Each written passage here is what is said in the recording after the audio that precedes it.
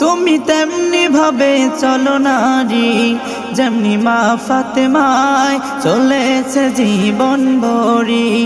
তুমি তেমনি ভাবে চলো নারী, যেমনি মা ফাতেমায় চলেছে জীবন ভরি।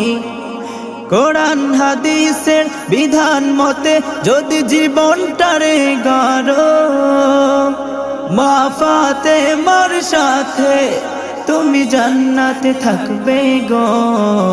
যদি পর্দায় থাকো গো, ঘরে শান্তি আসবে গো। যদি ভোরকা পরো গো, কত ভালো দেখাবে গো।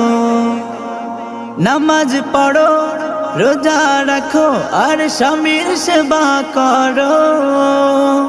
কবর শান্তি হবে, আবার জান্নাত পাবে।